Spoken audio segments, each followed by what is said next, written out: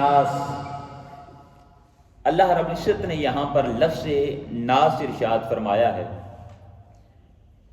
اب ناس کا معنی کیا ہے وہ آگے چل کر میں بیان کرتا ہوں، لیکن پوری آیت کریمہ کا ترجمہ ایک مرتبہ سماعت کر لیں۔ اللہ رب العزت نے ارشاد فرمایا، یا ایھا الناس، اے لوگو،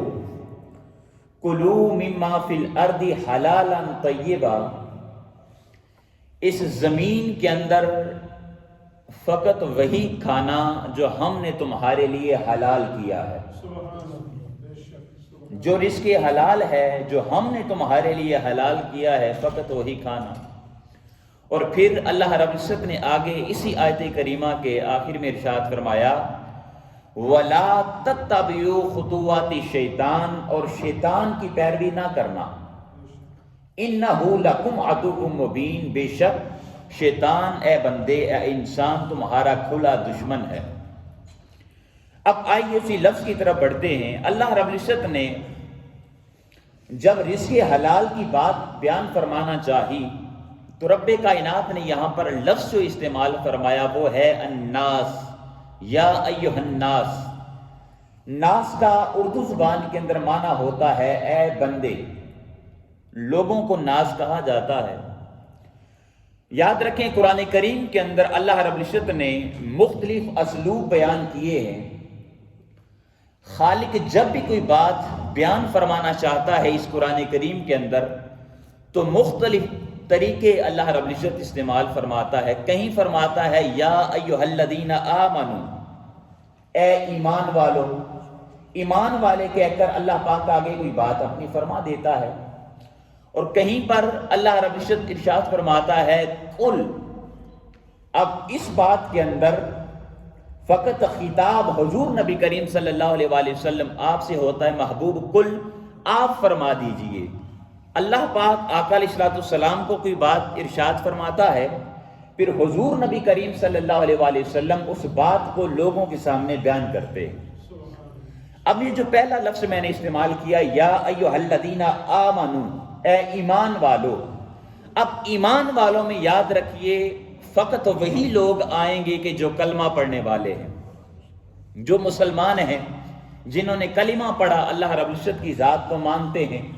حضور نبی کریم صلی اللہ علیہ وآلہ وسلم آپ کی نبوت پر ایمان رکھتے ہیں، اور جملہ جو ارکان ایمان ہیں ان کو ایکسپٹ کرتے ہیں، قبول کرتے ہیں، وہی لوگ مومن ہیں، مسلمان ہیں۔ لیکن اللہ رب العزت نے جب رزق حلال کی بات بیان کرنا چاہی تو مسلمانوں سے خطاب نہیں کیا، یہ ارشاد نہیں فرمایا یا ایھا الذین آمنوا کلوا مما فی الارض حلالا طیبا، اے ایمان والو جو ہم نے تمہارے لیے زمین کے اندر حلال کیا ہے بس تم وہی کھانا، بلکہ رب کائنات نے لفظ ناس استعمال کیا ہے،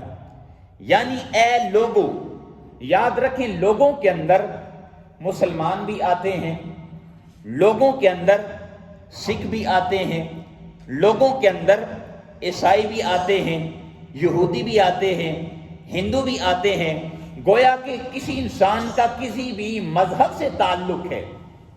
کسی بھی دین سے تعلق ہے، وہ شخص الناس کی اور لوگوں کی صف کے اندر شامل ہے۔ تو جب رب کائنات نے لوگوں کو رزق حلال کھانے کی بات کی تو یہ ارشاد نہیں فرمایا کہ اے کلمہ پڑھنے والوں، اے مسلمانوں جو میری ذات کو مانتے ہیں، جو حضور کی ذات کو مانتے ہیں، بس وہی لوگ رزق حلال کھائیں اور کمائیں، نہیں، بلکہ رب کائنات نے ہر انسان سے خطاب فرمایا کہ خواہ تم مسلمان ہو، یہودی ہو، عیسائی ہو، سکھ ہو، ہندو ہو، تمہارا تعلق کسی بھی دین کے ساتھ ہے، لیکن تم پر لازم ہے کہ زمین کے اندر ہم نے جو تمہارے لیے رزق حلال کیا ہے بس وہی رزق حلال کھانا۔ اب آپ بات کو سمجھے نا کہ کتنی زیادہ اہمیت ہے رزق حلال کی، کہ فقط رب کائنات نے انسان یعنی مسلمانوں کو خطاب نہیں کیا بلکہ جمیع انسانیت سے خطاب فرمایا اور ارشاد فرمایا کہ اے لوگو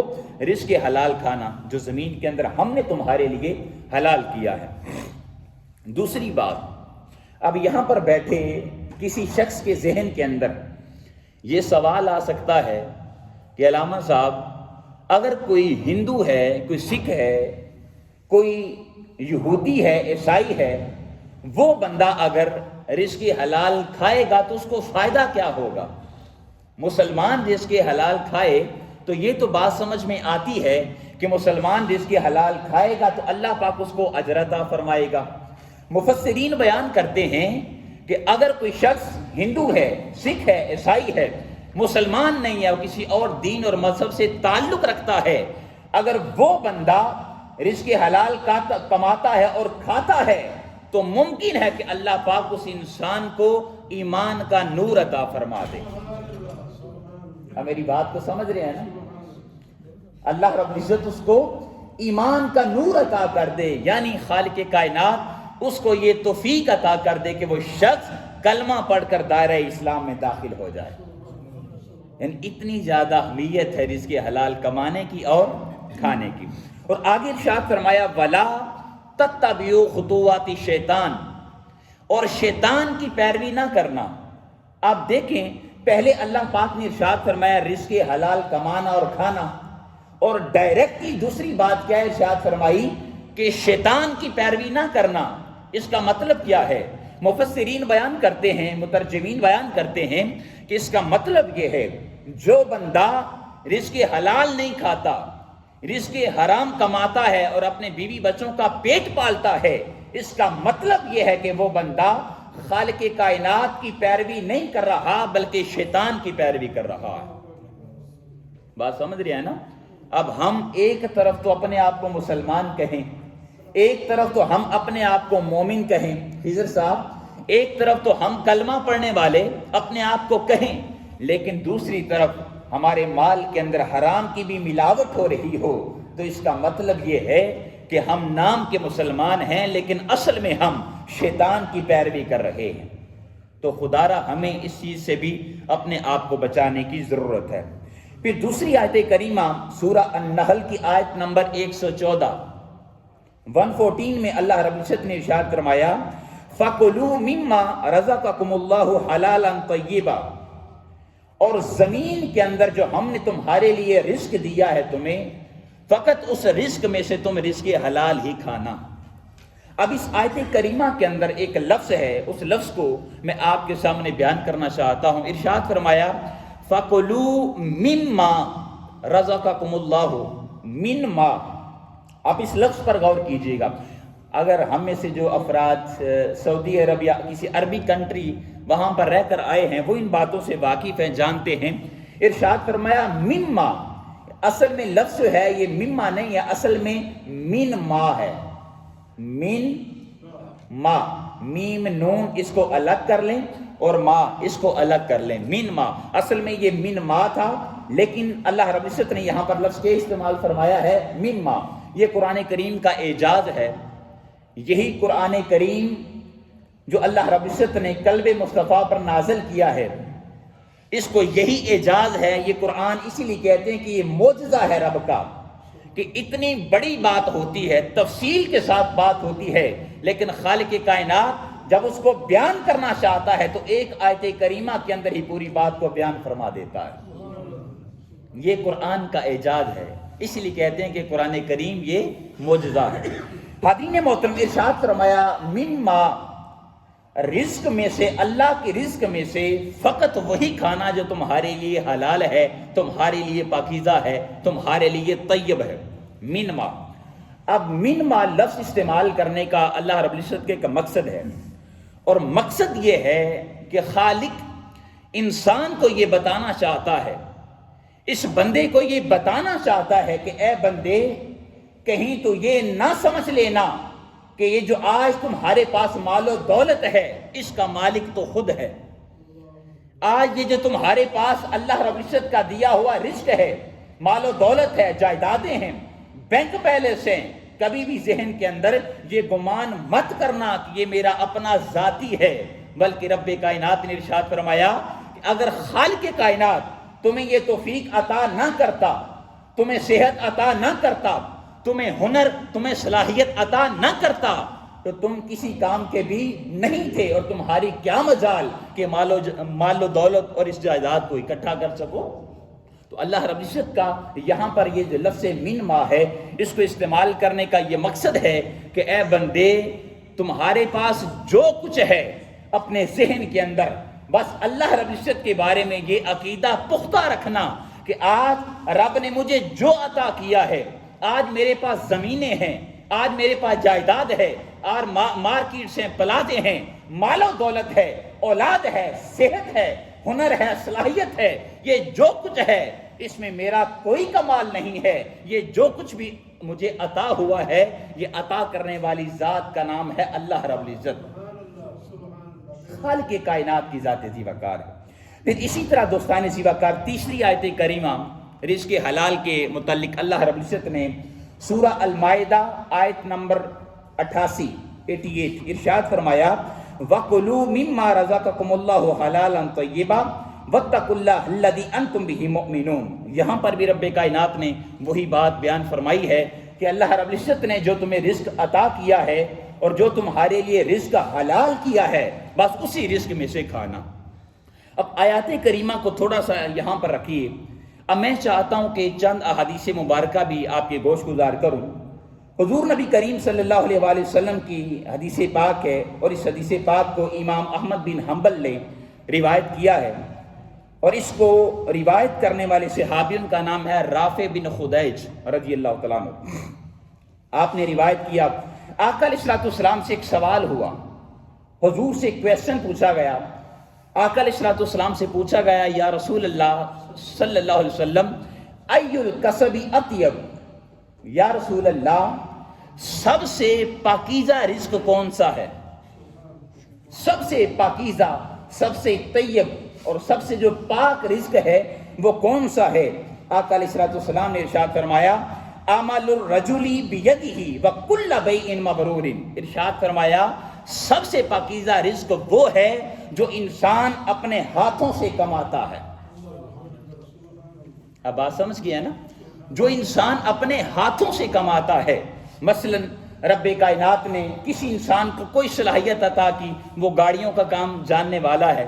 سارا دن ہاتھوں کے ساتھ مشقت کرتا ہے، اسی طرح کوئی کسان ہے، کھیتوں کے اندر سارا دن کام کرتا ہے، اسی طرح کوئی انجینئر ہے، اس کو رب کائنات نے کوئی اور صلاحیت عطا کر دی ہے، تو حضور علیہ السلام نے ارشاد فرمایا سب سے پاکیزہ رزق وہ ہے جو انسان اپنے ہاتھوں سے کما کر کھاتا ہے۔ اور پھر آگے کیا ارشاد فرمایا وَكُلُّ بَيْءٍ مَبْرُورٍ، اور ہر اچھی تجارت کو بھی رب کائنات نے جو تاجر ہوتے ہیں، بزنس مین ہوتے ہیں، ان کے بارے میں بھی اللہ رب العزت کے پیارے حبیب نے ارشاد فرمایا کہ وہ بھی کیا ہے، وہ پاکیزہ رزق ہے۔ اب آگے جو ایک حدیث پاک آپ کے میں گوش گزار کرنے لگا ہوں، اس کو ذرا ہم نے توجہ کے ساتھ سننا ہے، اس لیے کہ اس چیز سے آج ہم میں سے ہر شخص کا پالا پڑتا ہے، تعلق رکھتا ہے۔ حضرت عبداللہ ابن مسعود رضی اللہ تعالیٰ عنہ، آپ اس حدیث کے راوی ہیں، آپ روایت کرتے ہیں آقا علیہ السلام نے ارشاد فرمایا کہ اگر کوئی شخص حرام کماتا ہے، کیا بولیے، سب بولیں ذرا، اگر کوئی شخص حرام کماتا ہے اور حرام میں سے ہی اللہ رب العزت کی راہ میں خرچ کرتا ہے، یعنی صدقہ دیتا ہے، تو خالق کائنات اس حرام میں سے دیا ہوا صدقہ اپنی بارگاہ میں قبول نہیں فرمائے گا۔ حرام کمایا اور پھر اسی میں سے اللہ کی راہ میں تقسیم کر دیا، کسی غریب کی مدد کر دی، بیوہ کی مدد کر دی، یتیم کی مدد کر دی،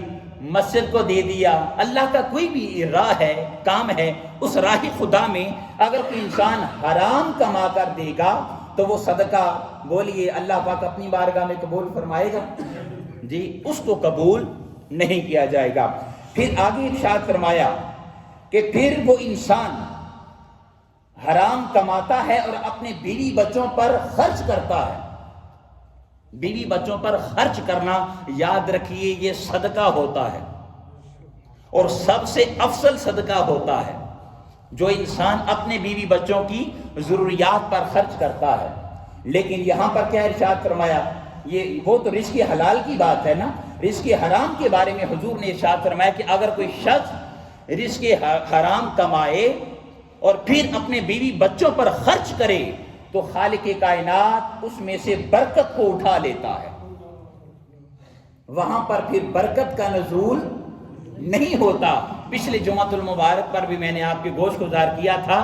یہی وجہ ہے کہ آج سوسائٹی کے اندر دیکھیں جن کے پاس لاکھوں ہیں، کروڑوں ہیں، لیکن جب بھی اسے پوچھا جائے حضرت صاحب کیا حال ہے تو وہ ہمیشہ روتے رہتے ہیں،